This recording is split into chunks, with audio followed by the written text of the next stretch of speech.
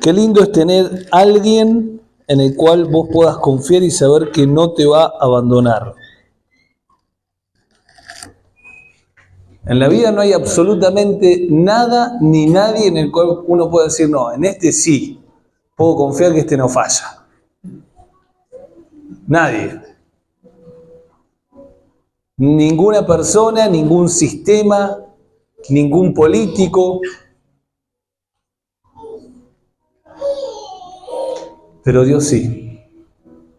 Dios es la única estabilidad, es el ancla de nuestra fe. Por eso,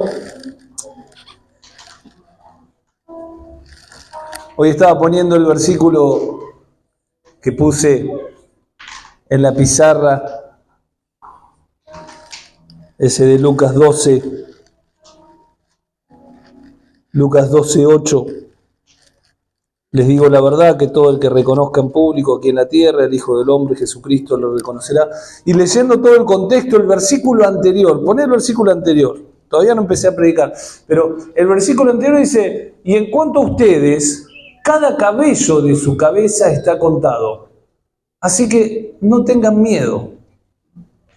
¿Qué esperanza esta? Es decir, a ver, tranquilo. Hasta los cabellos de tu cabeza Dios los tiene contados. ¿Vos te pensás que no vas a saber lo que estás viviendo? ¿Te pensás que es ajeno? Pero no hace nada. Pero ¿por qué no le damos lugar? Cuando le damos lugar a Dios, Dios interviene. Sin duda que Dios interviene. Porque Dios tiene absolutamente todo bajo control. No hay nada que no esté bajo el control de Dios. A veces pensamos que así como hacemos nosotros, que tenemos plan B, Dios tiene plan B. Dios no tiene plan B. En la realidad de Dios ya está todo resuelto. Dios no está probando a ver si funciona y si no hace otra cosa. Jesucristo no vino a salvar porque, bueno, ya está. ¿Qué pasó? Adán se equivocó, desobedeció. No, porque la palabra de Dios dice que el cordero que fue inmolado antes de la creación del mundo, es decir, en la eternidad y en la mentalidad de Dios, ya está todo resuelto. Nosotros somos los que todavía no lo entendemos. En Dios no existe la improvisación, no existen los accidentes, no existen los improvistos. No hay nada que se le salga de las manos. Eso no significa que todo esté originado por Dios. Usted me dice, bueno, pero ¿por qué pasa lo que pasa? Y pasa lo que pasa porque el hombre es el que determina, tiene un libre albedrío. Y es el que hace estragos, y nosotros también, y tenemos consecuencias. Pero no lo metamos a Dios en eso. Aunque después, cuando nos rendimos a Dios, Dios hace que todas las cosas cooperen para el bien, pero esas cuestiones están.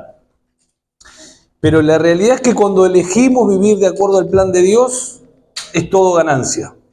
Ahora, cuando nosotros nos diseñamos el plan, y esto de vivir de acuerdo al plan de Dios, a lo que Dios quiere, no es venir a una iglesia, es lo que siempre decimos.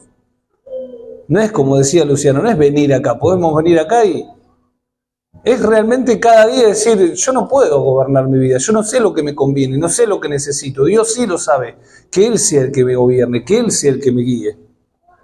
Porque Él tiene un plan perfecto. Por eso la última canción que cantamos, Dios me está llamando. Y Dios nos está llamando a cada uno de nosotros. Cada uno en algo distinto. Hay algunos para realmente rendir su corazón a Él. Hay otros para ir a un compromiso mayor, a un conocimiento más pleno. Cada uno sabe a lo que Dios lo está llamando. Pero Dios siempre está llamando. ¿Por qué? Porque Dios es un Dios que quiere dar. Y en la medida que nosotros no permitamos, Él no lo puede dar. ¿Por qué? Porque hay un libre albedrío. Hay una voluntad humana que es el Dios la que respeta todo el tiempo. Por eso nos conviene rendirnos a Él. Y saben que en la semana veía, ahora no se da mucho, pero antes las propagandas eran, ¿cuántos se acuerdan de las propagandas de Boca, de las propagandas? Eran preciosas, eran toda una historia que y veía una propaganda muy antigua que se llama Me voy de casa, que es un nene de 5 años, un rubecito, ¿se acuerda? Que baja de la escalera y ve a la madre hablando con un árbol, una plantita que tenía, y le decía, ay, mi chiquita, vamos, diciéndole cosas lindas, como hacen a veces las mujeres. Y el nene cuando lo vio, dice, me cambió, tiene otro hijo, tiene alguien más. Y sube arriba de su cuarto, bueno, y ahí empieza toda una novela, como él llorando, bueno, todo, ¿no? Pero termina ese cuadro, él bajando con su maleta, diciéndole a la madre, mamá, me voy de casa. Es decir, hago mi propio plan. Abre la puerta, llega a la vereda, mira por un lado, mira para el otro, se da vuelta y le dice, mamá, ¿me llevas? Y ustedes dirán, ¿qué tiene que ver eso? Es que a veces nosotros somos de la misma manera cuando nosotros queremos gobernar sobre nuestra vida. Somos como ese niño, ¿eh?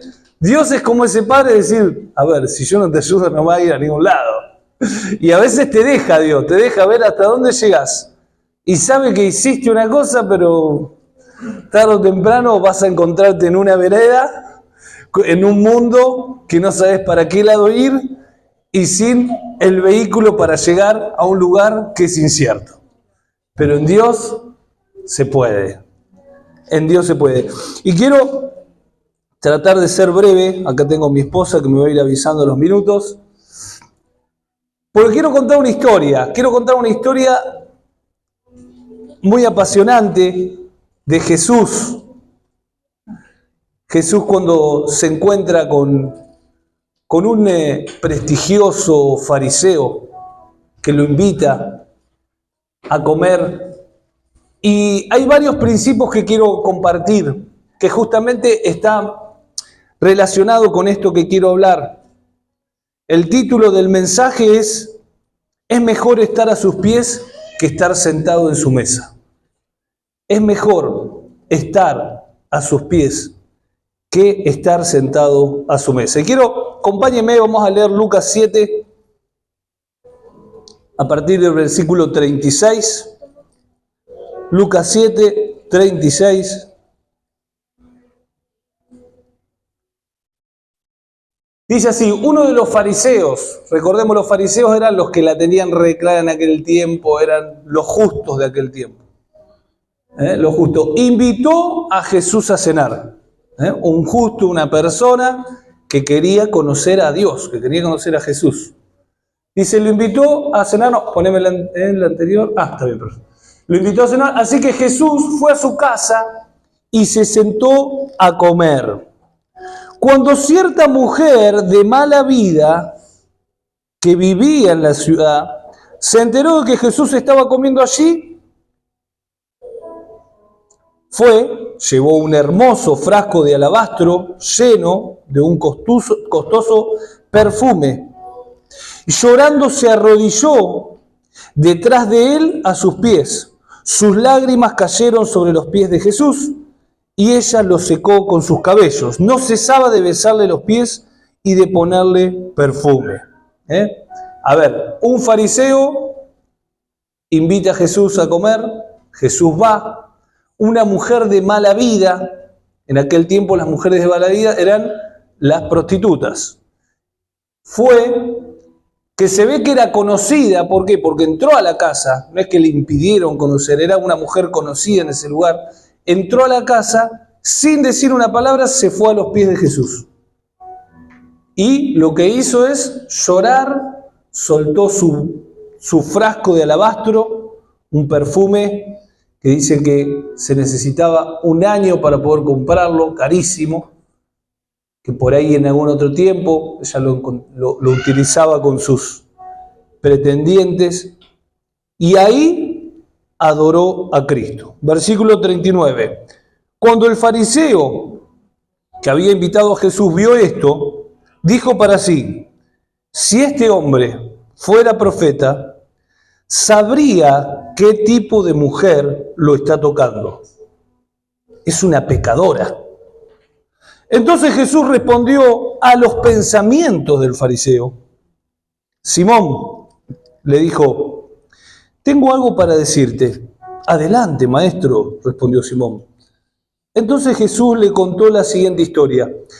Un hombre prestó dinero a 2 personas, 500 piezas de plata a una y 50 piezas a la otra. Sin embargo, ninguna de las 2 pudo devolver el dinero.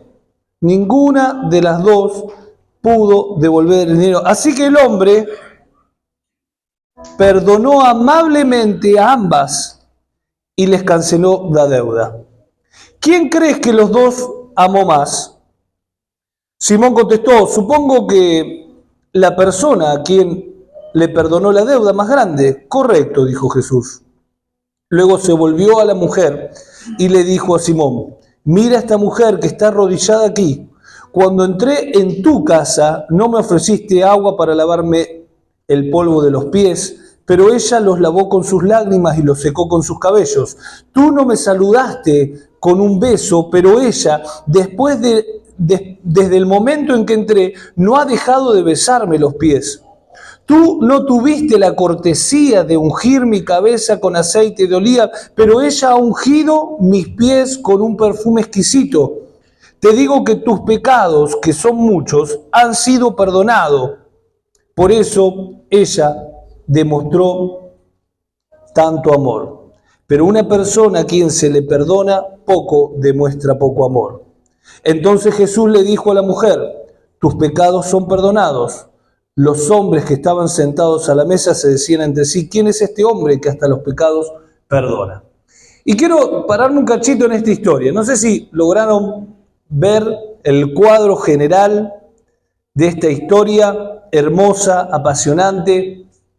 Esta mujer que algunos dicen que era María de Betania, más que nada por lo que dice Juan 11:2,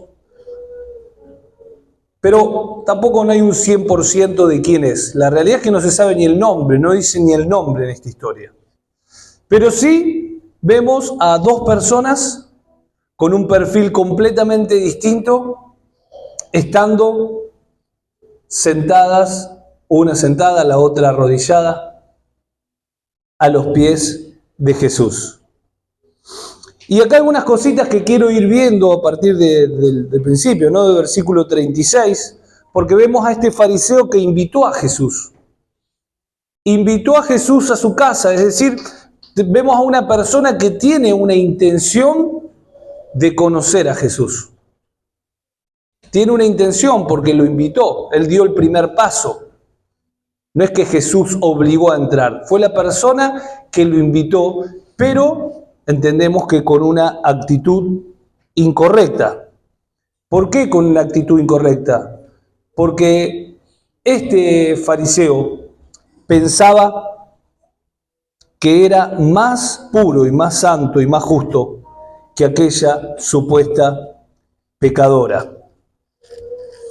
El versículo 39 dice, cuando el fariseo que lo había invitado vio esto, dijo para sí, si este hombre fuera profeta, sabría qué tipo de mujer lo está tocando y que es una pecadora. Ese si fuera, que dice acá Simón, ya estaba mostrando de que no creía que Jesús era el Hijo de Dios, que era mucho más que un profeta. O sea que internamente sabía que era algo, que era alguien, pero no solo no sabía, no reconocía su deidad como Hijo de Dios, sino que ni siquiera como profeta, porque si fuera profeta sabría lo que está pasando.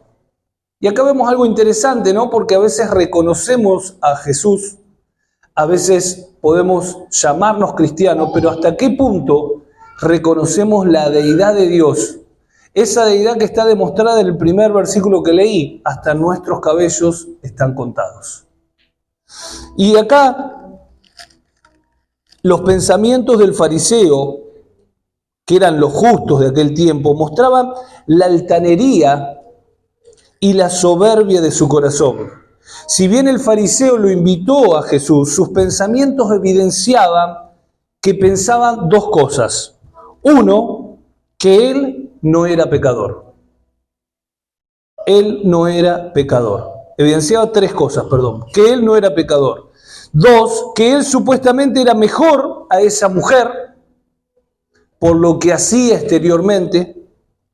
Tres, que él no necesitaba a ese Jesús que estaba sentado a su mesa.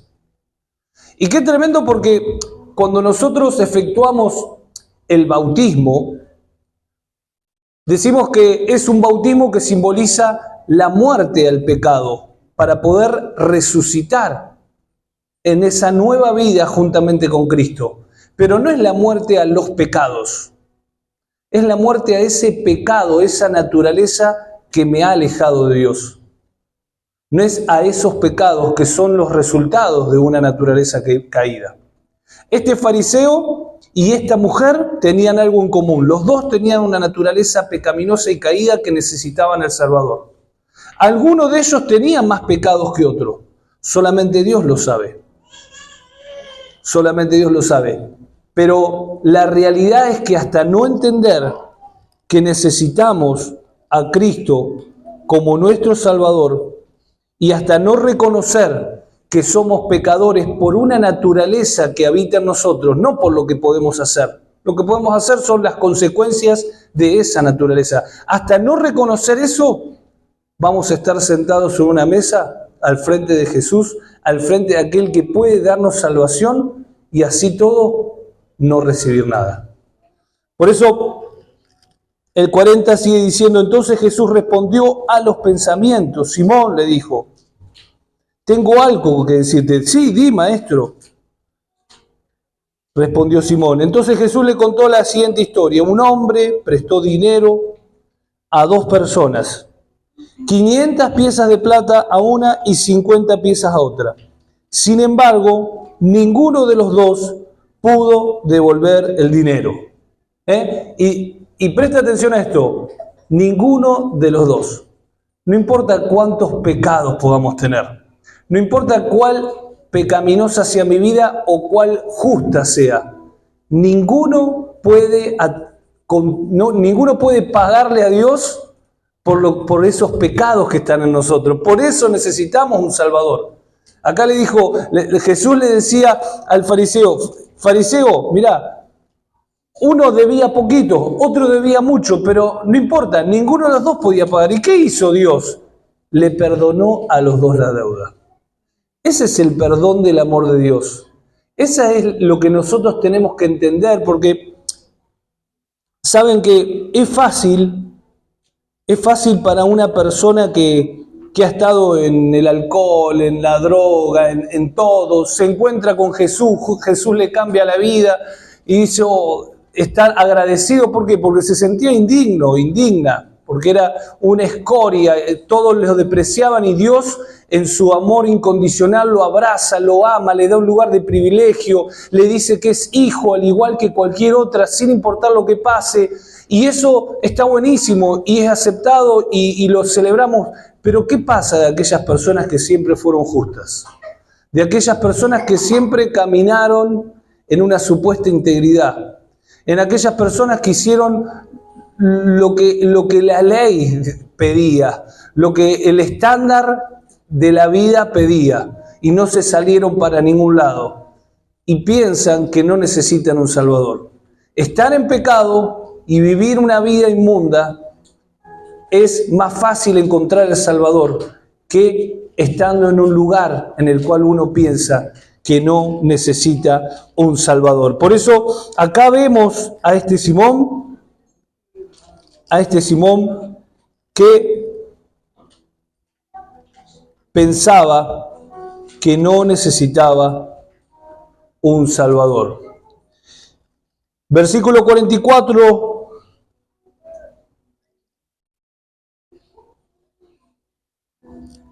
Luego se volvió a la mujer y le dijo: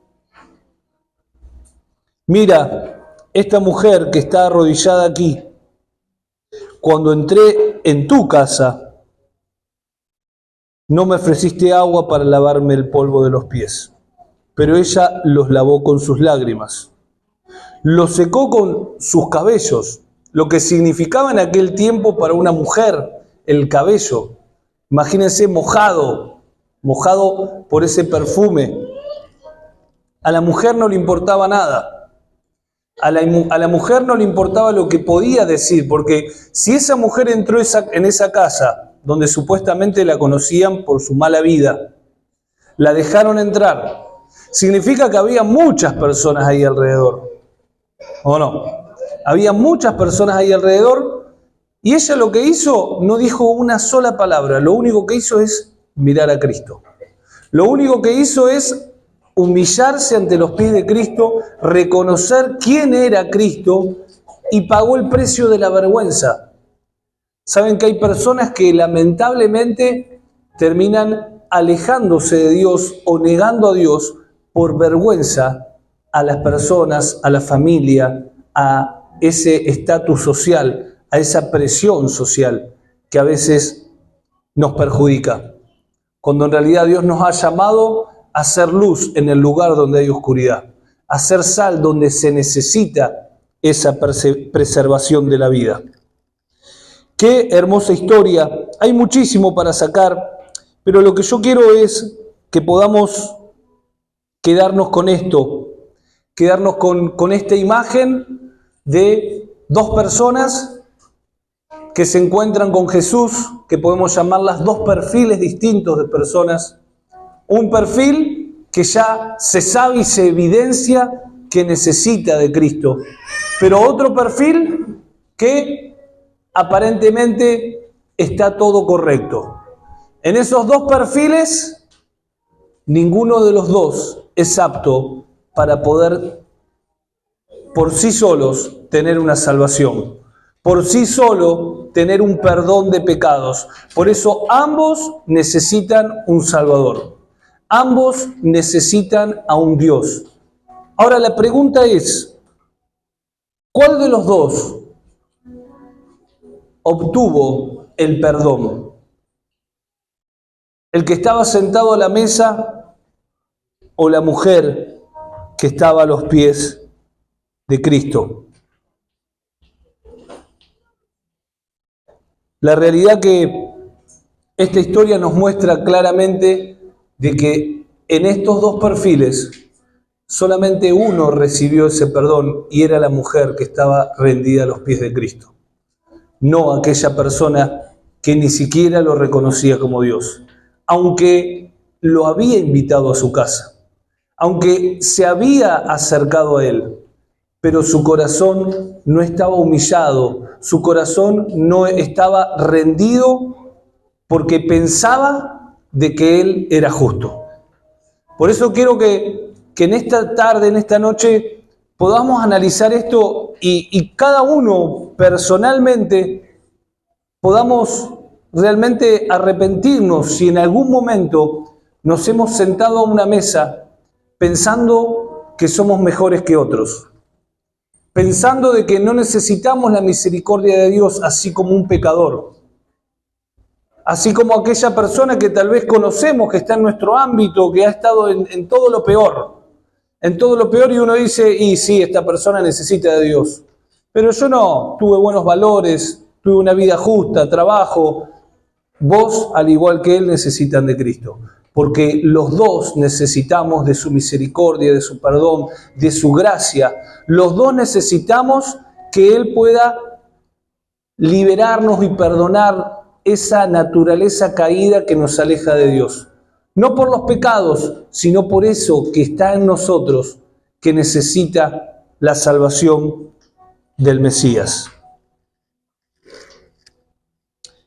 Y vamos a ir con este entendimiento, y quería tocar esta parábola que es muy conocida y se puede hablar muchísimo, pero quería tocar esta parábola para poder comprender de que lo que hacemos en el bautismo no lo hacemos ni porque somos muy pecadores, ni porque alcanzamos un estatus o un crecimiento.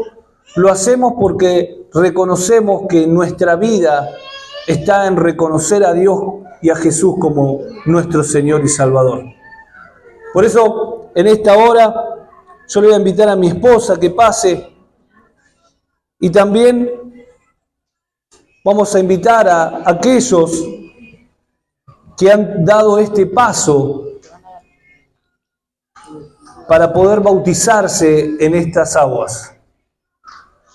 Y les vamos a pedir que se paren y que vengan acá adelante junto con nosotros para que ustedes lo puedan ver a cada uno de ellos, cada una de ellas.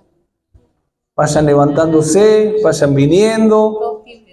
Son todos tímidos, hay que romper ahí un poco la vergüenza. Ahí van viniendo. ¿Saben que Jesús lo dijo cuando se fue y dejó a los discípulos? Le dijo, vayan, hagan discípulos a las naciones, bautizándolos en el nombre del Padre, del Hijo y del Espíritu Santo. Y tengan por seguro algo, dijo Jesús, que yo voy a estar con ustedes siempre, hasta el fin de los tiempos. Y esto es una demostración pública, un reconocimiento público de que ellos no se avergüenzan de ser llamados hijos de Dios, de que ellos no se avergüenzan de ser cristianos. Ellos no tienen la camiseta de ninguna denominación. Ellos no son de una iglesia determinada. Ellos son de Cristo, igual que cada uno de nosotros. Nosotros defendemos la causa de Cristo, no una institución. Así que ahí donde está, yo le pido que podamos todos estar orando por cada uno de ellos, para que realmente todo lo puedan hacer con este entendimiento de este paso de poder bautizarse en pleno entendimiento y con plena certidumbre.